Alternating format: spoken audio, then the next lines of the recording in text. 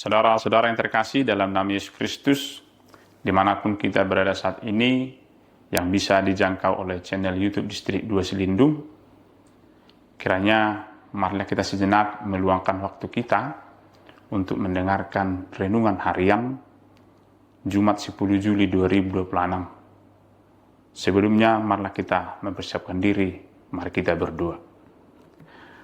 Kasih karunia dan damai sejahtera dari Allah Bapa dan dari anaknya Tuhan Yesus Kristus kiranya menyertai saudara sekalian.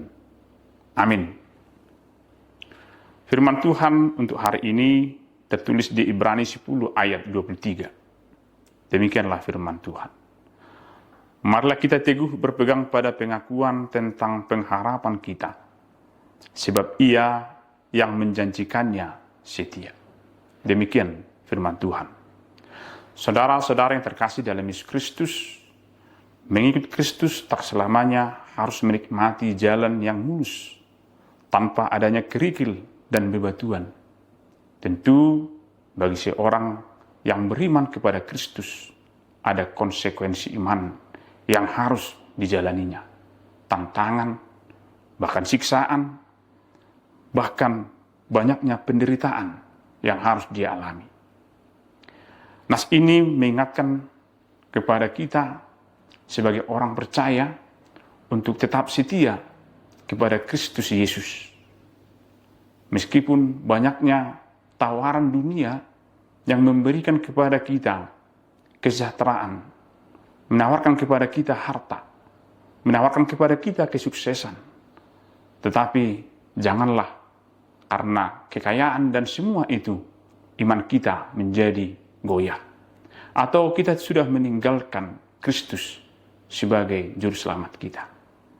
Dalam nats ini kita diingatkan untuk teguh berpegang pada pengakuan tentang pengharapan kita. Berpegang teguh pada pengharapan kita. Apa yang menjadi pengharapan kita? Pengharapan kita adalah bahwa orang beriman pasti akan bersama dengan Kristus, meskipun dia akan mengalami banyaknya tantangan di dalam dunia ini. Kita harus ingat kembali bahwa Yesus Kristus yang menjanjikannya, dia adalah setia. Seperti kesetiaan Yesus Kristus kepada Allah Bapa, meskipun dia dalam penderitaan, dalam siksaan, hingga mati di kayu salib, dia tetap setia kepada Allah Bapa kita. Saudara yang terkasih dalam Yesus Kristus, diibaratkan sebuah kapal laut yang besar. Tentu dia akan dilengkapi dengan navigasi yang bagus, kualitas dan bahan yang unggul untuk dapat menerjang ombak yang besar, untuk dapat melalui gelombang yang keras.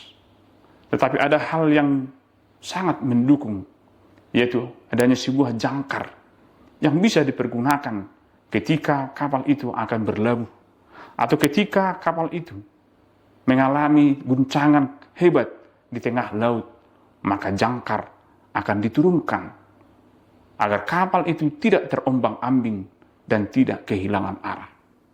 Demikianlah kiranya iman kita juga kepada Yesus Kristus, diibaratkan sebagai jangkar tersebut, harus mendasar, harus menyentuh sampai kepada Yesus Kristus.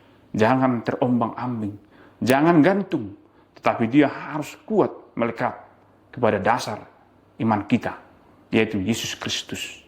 Sehingga iman kita tidak menjadi hambar. Iman kita tetap berguna, meskipun banyaknya tantangan yang kita hadapi di era saat ini.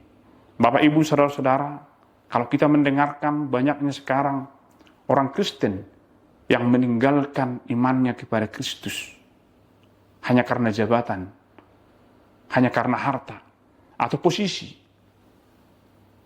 kita kembali diingatkan, tetaplah berpegang kepada pengharapan kita, sebab Yesus Kristus pasti akan setia kepada kita, meskipun kita akan mengalami banyaknya tantangan dalam kehidupan ini. Tetaplah berteguh, tetaplah berpegang teguh kepada Yesus Kristus dan jangan goyah. Kiranya Tuhan memberkati kita semuanya. Amin. Mari kita berdoa. Terima kasih Allah Bapa atas sapaan firman-Mu di pagi hari ini. Kami merasakan kekuatan setelah kami mendengarkan firman-Mu untuk tetap berpegang teguh dalam kehidupan kami. Meskipun kami mengalami banyaknya tantangan, hanya karena iman kami kepada Kristus Yesus, kiranya Engkau menguatkan kami, agar kami tetap berpegang teguh. Dengarkanlah doa kami ini, dalam nama anak-Mu Yesus Kristus Tuhan kami. Amin. Anugerah dari Tuhan kita Yesus Kristus, kasih setia dari Allah Bapa, serta persekutuan Roh Kudus, itulah yang menyertai saudara sekalian. Amin.